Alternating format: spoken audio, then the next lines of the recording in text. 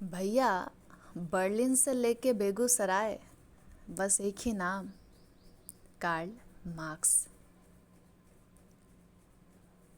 इस वीडियो को सुनने से पहले एक चेतावनी है। चेतावनी ये है कि अपने पैर से जूते चप्पल को अलग कर लेंगे और मन को पवित्र कर लेंगे। कहानी एक फिलॉसफर की कहूँ या फिर मजदूरों के मसीहा की, या कुछ लोगों के लिए खुदा से ऊपर, भगवान से ऊपर, कार्ल मार्क्स। जब मैंने पहली बार इनका नाम सुना तो मुझे यह एहसास हुआ कि ऐसा तो नहीं कि कार्ल मार्क्स से मुझे प्यार हो गया है सच में, या फिर कार्ल मार्क्स को पढ़ने वाले सभी को ऐसा लगता है कि इस आदमी ने कुछ तो ऐसा काला जादू कर दिया है। लेकिन कार्ल मार्क्स के जो अच्छे कारनामे हैं वो पूरे इतिहास को बदलने वाले रहे हैं। उनकी फिलॉसफी भले ही हकीकत में नज़र आती हो या नहीं हो, लेकिन हाँ, पूरे दर्शन में जो सबसे अधिक दर्शनीय है वो है कार्ल मार्क्स।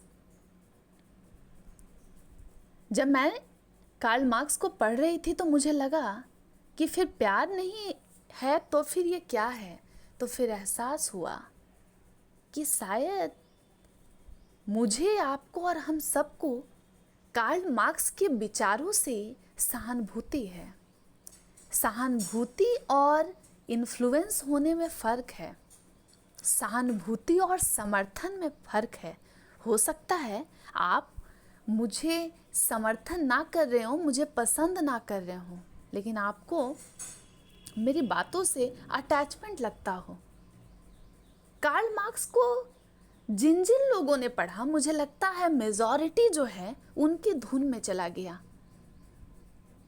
कुछ कहते हैं कि कितने अल्हड़ थे मार्क्स, लेकिन मुझे लगता है कि अगर कोई इंसान बहुत सेंसिटिव हो, सेंसिटिव हार्ट वाला हो, तो फिर उसके विचार भी ऐसे ही होंगे।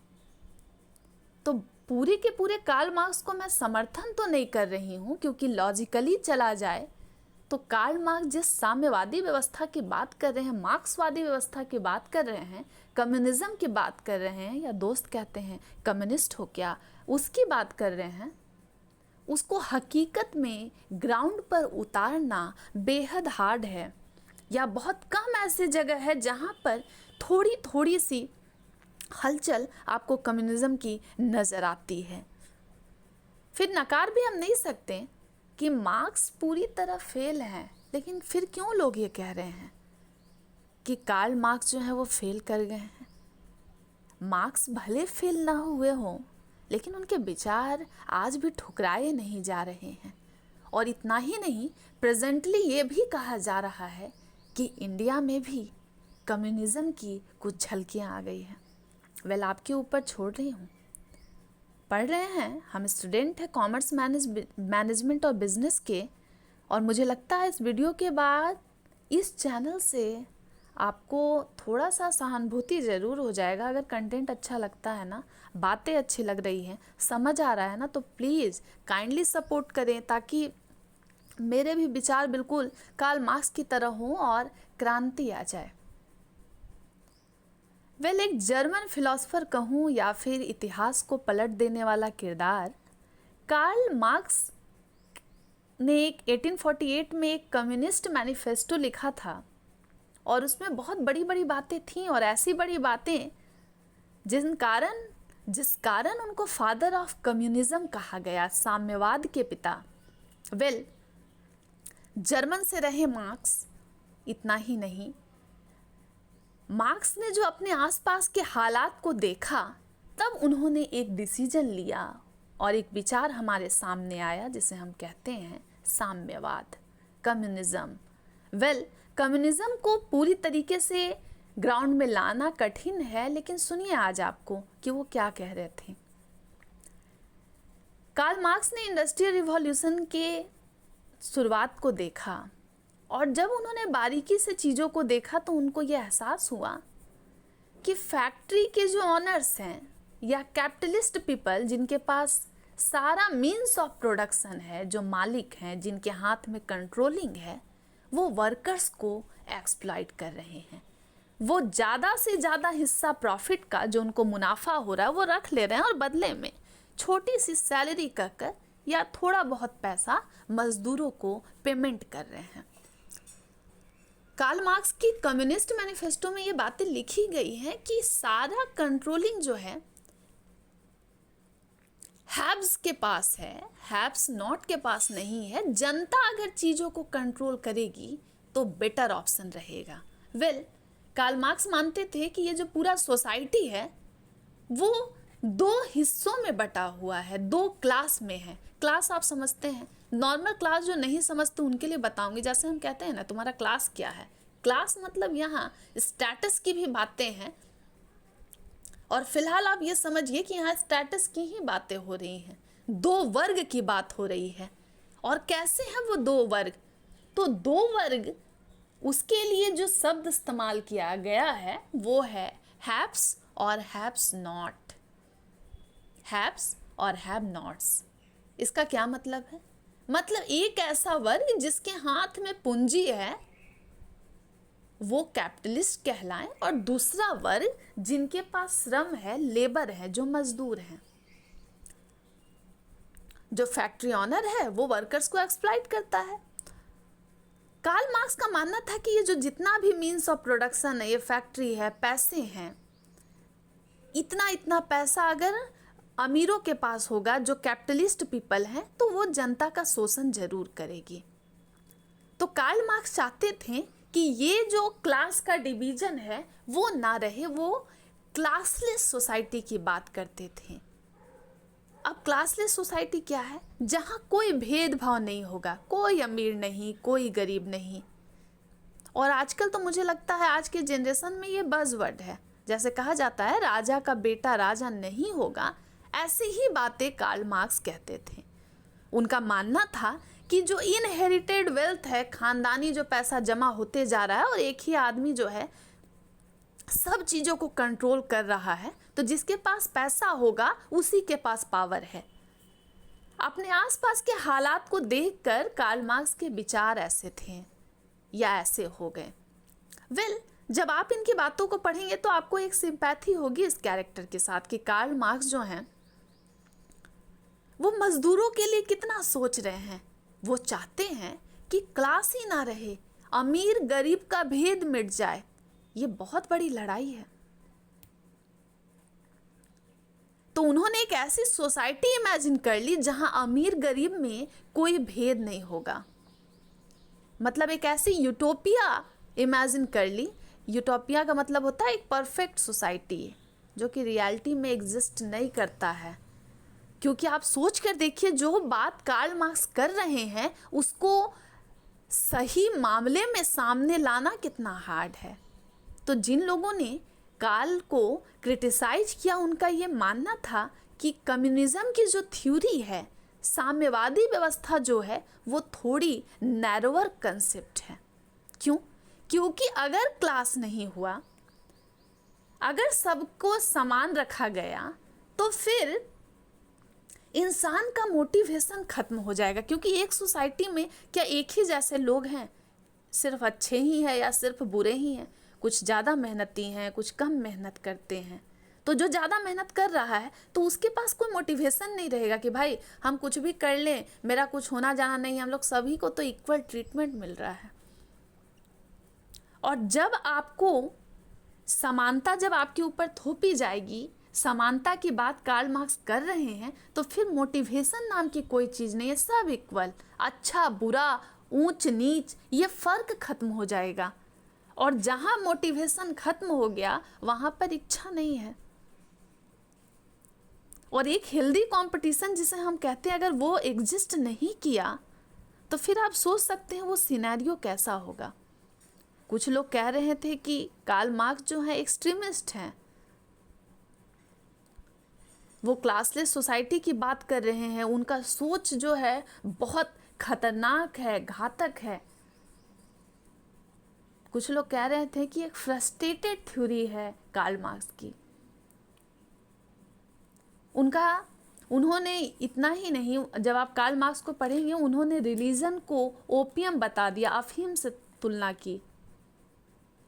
कि अफीम जो लोग कंज्यूम करते हैं थोड़े वक्त के लिए उन्हें नींद लग जाती है, नशा सा आ जाता है। धर्म भी बिल्कुल उसी की तरीके से है। अमीर लोग, पैसे वाले लोग धर्म की आड़ में धर्म को मोहरा बनाकर लोगों के साथ खेलते हैं, और ऐसी ऐसी उनकी थॉट है जिसको पढ़कर आपके भीतर एक क्रांति आ जाएगी।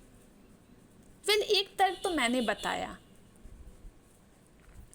लेकिन दूसरी जो इनकी क्रिटिसिज्म हुई उस बात को आप समझिए कि अगर सभी के बीच में समानता हो जाएगी तो पावर वैक्यूम हो जाएगा। अब ये क्या होता है, ऊंची जगह पर कोई नहीं रहेगा तो उतने ही समान सोच वाले लोग, समान पैसे पाने वाले लोग, समान लोग जितने, क्योंकि किसी के बीच में ऊंच नीच तो कार्ल मार्क्स बात नहीं कर रहे हैं, तो उसमें होगा क्या कि कोई एक इंसान अचानक आए।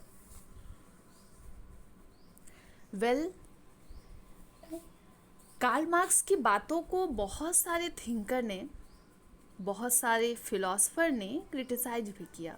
क्रिटिसाइज करने की वजह ये रही कि अगर समाज में समानता होगी, जैसे कि अमीर वर्ग या पूरे के पूरे गरीब वर्ग नहीं रहेंगे, सब जो है मीन्स ऑफ प्रोडक्शन सबके बीच चला जाएगा, सारी जनता मालिक हो जाएगी, कोई भेदभाव नहीं होगा। क्योंकि कार्ल मार्क्स बिलीव करते थे कि जो भी अगर इनहेरिटेड वेल्थ है, अगर वो जो व्यवस्था वही नहीं होगी तो सारा कुछ अच्छा हो जाएगा। कैपिटलिस्ट पीपल के कारण ही समाज में अमीरी और गरीबी इस तरीके से दिख रही है, और कैपिटलिस्ट पीपल ही वर्कर्स को एक्सप्लॉइट करते हैं। तो कार्ल मार्क्स जो है प्राइवेट ऑनरशिप के पक्षधर नहीं रहे, उनको ये नहीं ठीक लगा, और उनके विचार जो है इसीलिए क्रांति लाने वाले विचार कहे गए। वो मानते थे कि कोई डिस्क्रिमिनेशन नहीं होना चाहिए, कोई क्लास नहीं होना चाहिए, अमीर गरीब कोई भेद नहीं होना चाहिए। इतना ही नहीं, एवरीवन ओन्स एवरीथिंग के कंसेप्ट पर उनकी थ्योरी रही। थ्योरेटिकल तो बहुत ज़्यादा इस थ्योरी की, इनकी बातों की सराहना हुई। लोग कार्ल मार्क्स के विचारों को सुनकर, पढ़कर आज भी पागल होते हैं, लेकिन प्रैक्टिकली जब इम्प्लीमेंटेशन की बात आती है तो थोड़ी बहुत रशियन रिवॉल्यूशन के बाद सिचुएशन कम्युनिज्म की नज़र आई। इसके अलावा ऐसे कई विचारक आए जो उनसे मिलते जुलते भी नज़र आए, थोड़ी थोड़ी अंतर के साथ वो लोग भी स्टैंड किए, लेकिन कुछ लोगों ने प्रबल वे में कहा, दमदार तरीके से बातों को कहा, और कहें कि मार्क्सिज्म के कारण, कार्ल मार्क्स के विचारों के कारण वो अगर आगे बढ़ती जाएगी तो फिर डिक्टेटरशिप आ जाएगा। बहुत सारी इसकी थ्योरी है। कई लोगों के लिए मसीहा है तो कई लोगों को लगता है कि कार्ल मार्क्स ने मजाक किया है। आप ज़रूर बताइएगा कि कार्ल मार्क्स मसीहा है या फिर आप कितना उनके विचारों से सहमत है। इंडिया के कंडीशन में भी इस तरीके की बातें अब सामने आने लगी कि हमारे देश में भी ऐसा है कि कुछ ही लोगों के हाथों में, कुछ ही मजबूत वर्ग है, कैपिटलिस्ट है, उनके हाथों में पावर है, और जिसके पास पैसा है उसी के पास पावर है। इस सिद्धांत की बात कार्ल मार्क्स ने की है। वैसे वो चाहते थे कि किसी का धर्म अलग ना हो, कोई अंतर ना हो, बहुत तरीके की बातें थी, लेकिन इन सभी को रियलिटी में लाने के लिए बहुत मुश्किल हुआ, और कोई भी ऐसी जगह आप नहीं देख पाएंगे जहाँ पूरी की पूरी कम्युनिज्म आपको नज़र आती है। हम लोग बिजनेस मैनेजमेंट के स्टूडेंट हैं, तो इस बात को समझना है कि हम लोग इंडस्ट्रियल रिलेशन के पर्सपेक्टिव में कार्ल मार्क्स की बातों को, विचारों को पढ़ रहे हैं। कार्ल मार्क्स का मानना था कि जो कैपिटलिस्ट पीपल हैं उनके कारण ही वर्कर्स एक्सप्लॉइट होते हैं। लेकिन आज आप देखिए, जब चीज़ों को अच्छे से, आसानी से समझने की कोशिश करेंगे तो आपको बहुत सारी बातें समझ आएगी। और क्या क्या बातें समझ आएंगी, तो आज आप देख रहे हैं कि मिनिमम वेज का कंसेप्ट है कि अगर मिनिमम वेज से कम पेमेंट वर्कर्स को किया गया तो फिर उसके लिए सज़ा है। इतना ही नहीं, कुछ कुछ बातें कार्ल मार्क्स की जो है नज़र आती है, जो इंडिया में अभी फ़िलहाल सिचुएशन को देखते हुए लग रहा है कि क्या हम लोग कम्युनिज़्म की तरफ बढ़ रहे हैं। पूरी तरीके से कहा नहीं जा सकता है, लोगों के विचार हैं, लेकिन अगर आप स्टूडेंट के तौर पर पढ़ रहे हैं तो कार्ल मार्क्स को लेकर ये पूरा क्लास नहीं है। हम लोगों को इस बात को समझना होगा कि इंडस्ट्रियल रिलेशन को लेकर कार्ल मार्क्स के क्या विचार हैं। वेल, लास्ट क्लास में मैंने डिस्कस किया कि जो प्लूरलिस्ट कंसेप्ट को मानते थे, उनका मानना था कि किसी भी ऑर्गेनाइजेशन में कन्फ्लिक्ट जो है वो होता ही है, वो पार्ट है, वो इनएविटेबल है, उसको हम हटा मिटा नहीं सकते हैं, वो एग्जिस्ट करता है। और अगर कन्फ्लिक्ट एग्जिस्ट करता है, मैनेजमेंट और वर्कर्स के बीच में आपसी कॉपरेशन नहीं है, कुछ बातों को लेकर डिसकंटेंटमेंट हो सकता है, ग्रीवांस हो सकता है, असंतोष हो सकता है, तो फिर ट्रेड यूनियन की भी ज़रूरत है। लेकिन यूनिटरी अप्रोच वाले कहते थे कि ऑर्गेनाइजेशन एक हैप्पी फैमिली है और परिवार में फिर बाहरी लोगों की, बाहर वालों की क्या ज़रूरत है, तो जो भी मसला है मैनेजमेंट और वर्कर बैठ के सलटा लेंगे। कार्ल मार्क्स जो हैं प्लूरलिस्ट से एक लेवल अप हैं। उनका ये मानना है कि कन्फ्लिक्ट तो है भाई, क्योंकि मैंने स्टार्टिंग में इसीलिए वीडियो के आपको कार्ल मार्क्स के विचार के बारे में बता दिया। उन्होंने पूरे सोसाइटी को 2 टुकड़ों में बांट दिया, अभी थ्योरी में और डिटेल में पढ़ेंगे। उनका कहना था कि सोसाइटी में दिक्कतें तो हैं, कन्फ्लिक्ट तो हैं, ऑर्गेनाइजेशन में कन्फ्लिक्ट तो है, लेकिन उसका जो वजह है वो कैपिटलिस्ट क्लास है, कैपिटलिस्ट पीपल हैं, पूंजीपति लोग हैं। मतलब मैनेजमेंट जो है वही उसकी वजह है। उनके पास पैसा है और जिनके पास पैसा है उन्हीं के पास पावर है और वो वर्कर्स को एक्सप्लॉइट करते हैं। तो दोनों ही कंसेप्ट में अंतर है और इस छोटे से अंतर को बहुत लोग नहीं समझ पाते हैं और हम एग्ज़ाम में गलती करते हैं। प्लूरलिस्ट ने कहा कि है भाई, कन्फ्लिक्ट है, होना चाहिए, क्योंकि सभी वर्कर्स जो हैं डाइवर्जेंट ग्रुप में डिवाइडेड है। एक फॉर्मल ग्रुप है, एक इनफॉर्मल ग्रुप है, बहुत टुकड़े टुकड़े में ग्रुप है और सबका इंटरेस्ट सेम नहीं है, सबका गोल सेम नहीं है। जनरली ऐसा होता है। तो प्लूरलिस्ट इतना रियल लग रहा था, तो कार्ल मार्क्स जो हैं वो एक लेवल अप निकले। उन्होंने कहा रेडिकल अप्रोच में, जो अभी हम अप्रोच को पढ़ रहे हैं, उन्होंने कहा कि लड़ाई झगड़ा तो है, इसलिए लड़ाई झगड़ा नहीं है क्योंकि हम लोग अलग अलग डाइवर्जेंट ग्रुप है, फॉर्मल इनफॉर्मल। उसकी बात कार्ल मार्क्स ने नहीं की।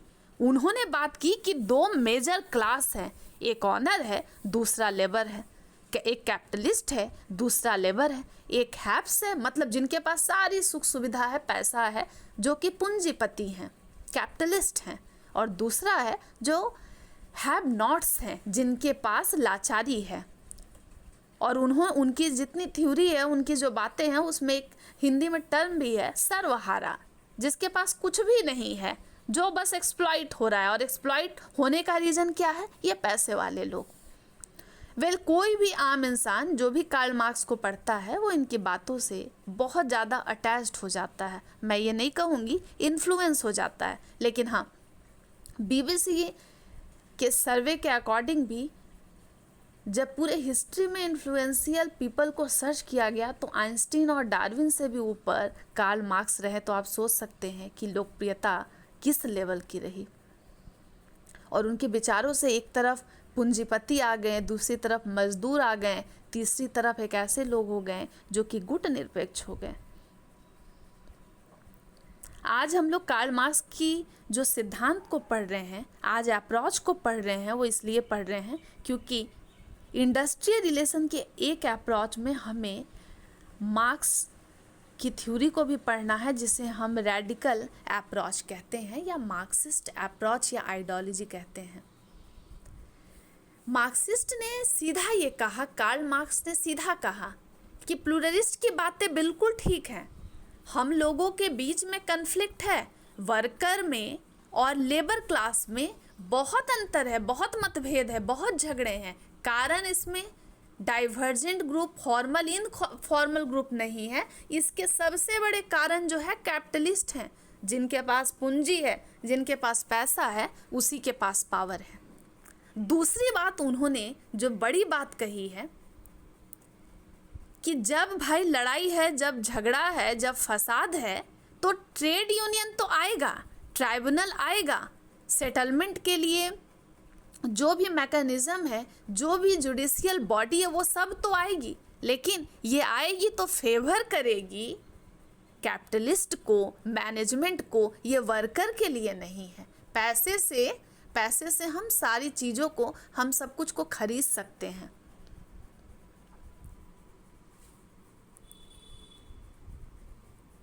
और कार्ल मार्क्स ने भी माना कि ट्रेड यूनियन की एंट्री हो रही है, इसलिए हो रही है क्योंकि लेबर जो है लाचार है, परेशान है, मजबूर है, और जब उनके बीच कन्फ्लिक्ट होगा, जब लेबर क्लास अपनी बातों को नहीं रख रहा होगा, नहीं रख पा रहा है, तब उसके लिए ट्रेड यूनियन नीडेड है। लेकिन हाँ, ये जितने लोग आएंगे बीच बचाव करने के लिए, जैसे कि सेटलमेंट के लिए बहुत सारी बॉडी है, ट्राइब्यूनल्स हैं, इतना ही नहीं, जितनी भी मध्यस्थता करने वाली बॉडी है, वो अगर आएंगे तो अपना पक्ष जो है वो सीधा का सीधा मैनेजमेंट के साथ साझा करेंगे, मैनेजमेंट से मिल जाएंगे।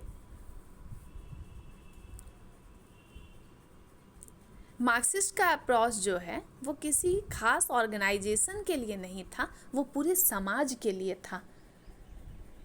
इसीलिए हम कहते हैं कि फिलॉसफर है, वो दर्शन है, उनका जो दर्शन था, उनका जो विचार था, उनकी जो फिलॉसफी थी, वो सिर्फ ऑर्गेनाइजेशन के लिए नहीं थी। लेकिन इंडस्ट्रियल रिलेशन के अप्रोच में जब हम पढ़ रहे हैं, तो अगर ऑर्गेनाइजेशन के कंटेक्स्ट में देखें तो कार्ल मार्क्स बिलीव करते थे कि क्लास कन्फ्लिक्ट के कारण ये ऊंच नीच का जो भेद है, कि एक इंसान जो हैप्स है, जिसके पास पूंजीपति है, जिसके पास पैसा है, वो वर्कर्स को एक्सप्लॉइट करेगा क्योंकि पैसे में पावर है, और एक वर्ग जो है वो बेचारा हारा हुआ है, कुचला हुआ है, दबा हुआ है।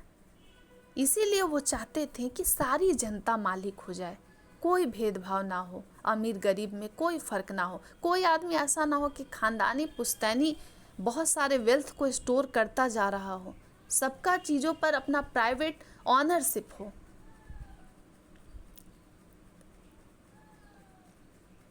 एक बात और, कार्ल मार्क्स से माना कि ऑर्गेनाइजेशन में कन्फ्लिक्ट तो होता है, लेकिन कन्फ्लिक्ट होने का रीजन जो है ये पूंजीपति लोग हैं। ये लोग वर्कर्स का इतना ज़्यादा एक्सप्लॉइटेशन करते हैं, और एक्सप्लॉइटेशन तो होती ही है, और अगर एक्सप्लॉइटेशन के बाद वर्कर्स आवाज़ उठाते हैं तो फिर जो भी मशीनरी, जो भी बॉडी दोनों के बीच में मध्यस्थता करती है, चाहे ट्राइब्यूनल्स हो, चाहे और कोई भी एजेंसी हो, वो सब जो हैं कैपिटलिस्ट को ही फेवर करेंगी, मैनेजमेंट जो है अपने साइड में ले लेगी। जितने डिसीजन होंगे मज़दूरों की बात को नहीं सुना जाएगा। पहला स्लाइड आप लोगों के सामने है, इसको पढ़ लेंगे और मुझे लगता है बहुत सारी बातें आप लोगों को क्लियर होगी। थोड़ा सा धुंधला है, कुछ पुराने नोट्स भी हैं। मुझे लगता है आप अंडरस्टैंड कर पा रहे होंगे, और एक बार रीडिंग करेंगे तो पूरी के पूरे थ्योरी का ओवरव्यू यही है कि कार्ल मार्क्स मानते थे कि there is a class struggle, और क्लास स्ट्रगल किसके बीच? तो कैपिटलिस्ट के बीच और लेबर क्लास के बीच। और कैसा अंतर? तो एक बहुत ऊंचा, जिसके पास पैसा है, जिसके पास पैसे का पावर है, और दूसरा जो कि एक्सप्लॉइटेड है, जो कि वर्कर्स है। इंडस्ट्रियल रिवॉल्यूशन के समय जब इंडस्ट्रिया सेटअप हो रही थी, कुछ जो अमीर वर्ग है, जिसके पास मीन्स ऑफ प्रोडक्शन है, जिसके पास संपत्ति पर कब्जा है, जो अमीर लोग हैं, जिनके पास पुश्तैनी बहुत सारी धन पड़ी हुई है, उन्होंने बहुत करीब से इस सिस्टम को देखा और एक ऐसी सोसाइटी उन्होंने इमेजिन की, एक ऐसे थॉट को इमेजिन किया जहां अमीर और गरीब में कोई अंतर ना हो। मैंने आपको बताया कि जिन जिन आधार पर इनकी थ्योरी को क्रिटिसाइज किया गया, क्योंकि प्रैक्टिकल इम्प्लीमेंट करना कम्युनिज्म का बहुत हार्ड है, कहीं कहीं ये नज़र भी आया है। और आपको हैरानी होगी कि पुडुचेरी में एक प्लेस है ऑरोविले करके, जहाँ 2000 लोग लगभग या 2500 लोग रहते हैं और बिल्कुल कम्युनिटी की तरह रहते हैं। सब सबके लिए काम करता है और सब एक साथ रहते हैं। तो कहा जाता है कि वहाँ पर कम्युनिज्म है। लेकिन कंट्री लेवल पर पूरा का पूरा कम्युनिज्म को देख पाना बहुत हार्ड है। लेकिन कम्युनिटी लेवल पर हल्का फुल्का कुछ कुछ जगहों पर आप देख सकते हैं कि कम्युनिज्म नज़र आता है।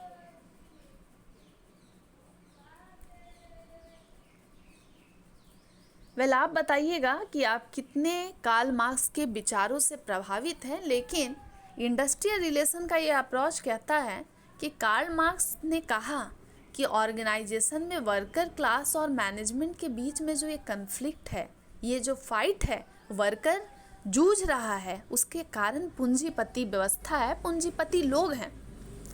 जितने पूंजीवादी लोग हैं वो लोग वर्कर्स को एक्सप्लॉइट करते हैं, जिस कारण ये प्रॉब्लम होता है। और इतना ही नहीं, कन्फ्लिक्ट होता है। और हाँ, इस कन्फ्लिक्ट को दूर करने के लिए अगर सरकार इंटरफेयर करती है, कोई एजेंसी इंटरफेयर करती है, इवन कोई ट्राइब्यूनल है, कोई आर्बिट्रेशन हो रही है, तो इसमें भी अगर कोई नतीजा भी आएगा तो पैसे के दम पर मैनेजमेंट को अपनी साइड कर लिया जाता है। मैनेजमेंट जो है सारे डिसीजन को चेंज कर सकती है। क्यों कर सकती है? क्योंकि मैनेजमेंट के पास पैसा है और पैसे वाले के सामने सभी हार जाते हैं। ये जो थ्योरी है आप लोगों के लिए है, आप इसे देखेंगे। इतना ही नहीं, मुझे बहुत सारी बातें कार्ल मार्क्स को लेकर कहनी थी। कार्ल मार्क्स जब अपनी बातों को लिखते थे, जब सोचते थे, तो एक बार उनकी मम्मी ने उनको कहा था कि तुम कैपिटल के बारे में इतनी बातें लिखते हो, काश तुम पैसे कमा पाते। क्योंकि उनकी सिचुएशन बहुत अच्छी नहीं थी। उनके दोस्त ने लाइफ टाइम उनको हेल्प किया था और वो उनको इतनी जगह से नकारा गया था, कई देश उन्हें छोड़ने पड़े थे, निकाला गया था इस कारण क्योंकि उनके विचार जो थे वो बहुत लोगों को डाइजेस्ट नहीं हो रहे थे। और आप सोच सकते हैं कि पूंजीवादी व्यवस्था के खिलाफ इस तरीके से कोई बोलने वाला अगर एक दौर में रहा होगा तो उसने कितना कुछ झेला होगा। तो उनकी माँ ने एक बार उनको कहा था, और कार्ल मार्क्स को इस बात पर बहुत हंसी आती थी कि उनकी मम्मी ने बहुत अच्छे से कहा था कि तुम जितना कैपिटलिस्ट के बारे में लिखते हो, वो अगर उतना तुम कमा लेते तो बहुत बड़ी बात होती। इतनी ही नहीं, एक वक्त पे उनकी स्थिति इतनी ख़राब हो गई थी इकोनॉमिक स्टेटस की, उनके 7 या 8 बच्चे थे, 4 बच्चे इसी कंडीशन में मर गए क्योंकि उनको अच्छी फैसिलिटी व्यवस्था नहीं मिल पाई। तो एक बहुत इंटरेस्टिंग कहानी है, कार्ल मार्क्स की जीवनी को देखिएगा। और मुझे लगता है कि इन्फ्लुएंस हो या ना हो आप, लेकिन एक विचार जो है आपके भीतर भी आएगा। और प्रेजेंट्स अपने सिस्टम को देखिए, नापिए, तौलिए, क्योंकि अब इंडिया में भी लोग बात करते हैं कम्युनिस्ट हो गए हो क्या, कम्युनिज्म हो आ गया है क्या हमारे बीच। तो ये जो साम्यवाद है, जो समानता की बात करता है, बहुत सारे लोगों को डाइजेस्ट नहीं हो पाया। इतना ही नहीं, अगर आपके जहन में एक सवाल होगा कि कार्ल मार्क्स जो हैं साम्यवादी व्यवस्था की बात करते हैं, कुछ कहते हैं कार्ल मार्क्स जो हैं उनकी थ्योरी में एक फ्रस्ट्रेशन है या एक ईर्ष्या है, एक द्वेष है जो कैपिटलिस्ट पीपल के लिए। लेकिन आप सोच सकते हैं कि किस तरीके से उन्होंने सिचुएशन को ऑब्जर्व किया है और पूंजीवादी सिस्टम के खिलाफ, पूंजीवादी व्यवस्था पर चोट की है। और विचार इतने प्रभावी हैं कि विचारों से क्रांति आ सकती है। और यही है शायद दर्शन, जिसे हम फिलॉसफी कहते हैं। हाँ, मेरे मन में अभी थोड़ा सा मैंने जब ध्यान किया तो मुझे भी आ गया एक चीज़। आपने ओशो का नाम सुना होगा, एक ऐसे इन्फ्लुएंशियल पर्सनालिटी उनकी भी रही है। कुछ लोग उन्हें भगवान कहते हैं, बहुत लोग कहते हैं। और इंडिया से लेकर के अमेरिका तक उनकी पूरी स्टोरी है, कहानी है। उनके विचार जो हैं बहुत अलग, अद्भुत रहे और कह सकते हैं कि एक ख़ास किरदार रहे। तो वो उन्होंने जो अपनी एक दुनिया बसाई थी जिसको कहते हैं रजनीशपुरम, लोग कहते हैं कि वहाँ कम्युनिज़्म की झलकियाँ दिखती है। ये टॉपिक बस आप लोगों के लिए छोड़ कर जा रही हूँ क्योंकि सिलेबस में हमें बिजनेस ओरिएंटेड बातों को पढ़ना है।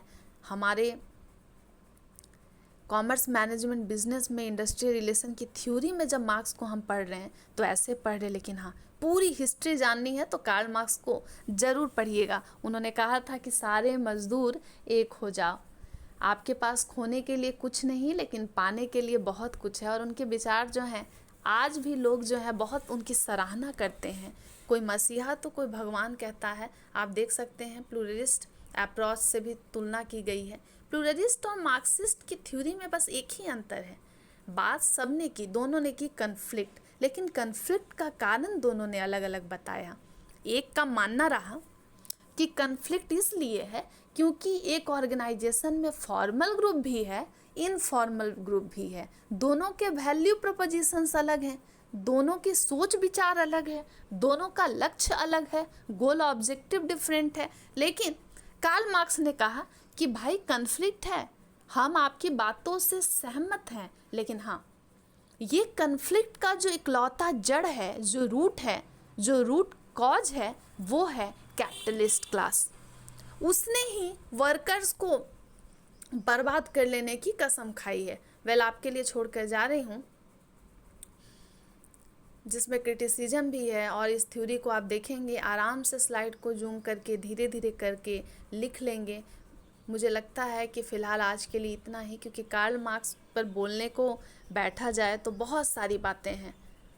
आजकल आप सुनते हैं फेमिनिज़म, इसके अलावा जो हम लोग पैट्रियार्की सिस्टम कहते हैं, उस पे भी लोग कहते हैं कि ऐसा ये जो तुलनात्मक अध्ययन चल रहा है कि फेमिनिज़म करके महिलाएं जो अपने हक अधिकार की बात करती हैं, तो लोग कहते हैं ये एक्सट्रीम लेवल है इमोशन का। इसके अलावा पैट्रियार्की सिस्टम में भी आपने देखा जो कि यूनिटरी अप्रोच कहता है कि पिता ने जो कह दिया या फादर फिगर ने जो कह दिया, घर के बड़े लोगों ने जो कह दिया, वही आखिरी डिसीजन है, हम उनके अगेंस्ट नहीं बोलेंगे। तो कुछ लोग कहते हैं कि ये भी है एक्सट्रीम इमोशन है। बच्चे को अपने हक और अधिकार की बात को खुलकर करना चाहिए, कहना चाहिए। और उसके बाद ये कार्ल मार्क्स जो हैं, कार्ल मार्क्स के जो विचार हैं, अलग से विचार, और मुझे लगता है शायद बहुत लोगों ने इससे रिलेट किया, इसलिए इतनी इन्फ्लुएंशियल पर्सनालिटी को आप इस तरीके से पढ़ पा रहे हैं और उनके विचार आज भी याद किए जाते हैं। तो कार्ल मार्क्स को कोई भूल नहीं सकता है, लेकिन पता नहीं क्यों सोसाइटी का एक सेक्शन ये ज़रूर कहता है कि मार्क्स की थ्योरी कहीं दिखी नहीं। विचार अच्छे तो लगे, लोगों को सेटिस्फाइड तो किए, लेकिन हाँ, हकीकत में अगर इस तरीके से व्यवस्था हो जाए तो पूरा का पूरा पिक्चर चेंज हो जाएगा। और उन्होंने बात किया था कार्ल मार्क्स ने कि एक क्रांति होगी, वर्कर्स जो हैं आवाज़ उठाएंगे, और उस क्रांति का इंतज़ार लोगों को है। वेल, बर्लिन से लेकर बेगूसराय की ये रही कहानी आप लोगों के लिए। कार्ल मार्क्स की थ्योरी हमने पढ़ी है, इंडस्ट्रियल रिलेशन का एक अप्रोच है, उस तरीके से आज हमने पढ़ा है, जिसको हम रेडिकल अप्रोच भी कहते हैं। और इसमें तुलना भी किया गया कि प्लूरलिस्टिक अप्रोच से ये अलग कैसे है। कुछ एक बातें हैं जो मैं शॉर्ट्स वीडियो में बनाकर भी बताऊंगी, क्योंकि वीडियो बहुत लॉन्ग हो गया है। लेकिन हाँ, आप इस थ्योरी को देखेंगे, थ्योरी को देखने के बाद, पढ़ने के बाद मुझे लगता है अब जो है पूरी की पूरी थ्योरी आपको आसानी से समझ आने वाली है। और लास्ट में रेडिकल अप्रोच को छोड़कर जा रही हूँ, लेकिन इतना ही कहकर जा रही हूँ कि कार्ल मार्क्स को आज आपने पढ़ तो लिया, लेकिन पूरी की पूरी ज़िंदगी को एक बार ज़रूर पढ़ लेंगे एग्ज़ामिनेशन में, क्योंकि तुरंत सेमेस्टर एग्ज़ाम होते हैं, देरी नहीं होती है, तो फिर बहुत लंबा ये स्टोरी हो जाता, फिर आपको कार्ल मार्क्स ही बहुत अच्छे लग जाते हैं, और भी कुछ हम लोग सिलेबस कंप्लीट नहीं कर पाते। घर में ज़रूर पढ़ेंगे। वैसे अगर आप लोग रिक्वेस्ट करेंगे, बोलेंगे, तो कार्ल मार्क्स की बहुत सारी स्टोरी मेरे पास है, लेकिन आज नहीं, किसी और दिन जो है हम बात करेंगे। लेकिन हाँ, अब मुझे याद आ रहा है कि जब हम बात कम्युनिज़्म की कर रहे हैं तो नेपोटिज़्म जो है, क्या लग रहा है क्या उससे मिलता जुलता है, या कार्ल मार्क्स की बातों का असर आपको दिखता है? वेल, आज के लिए इतना ही, लेकिन बर्लिन से लेकर बेगूसराय कार्ल मार्क्स जो हैं बहुत चर्चित रहे हैं, और उम्मीद करती हूँ कि ये थ्योरी आप लोगों को अच्छी लगी होगी।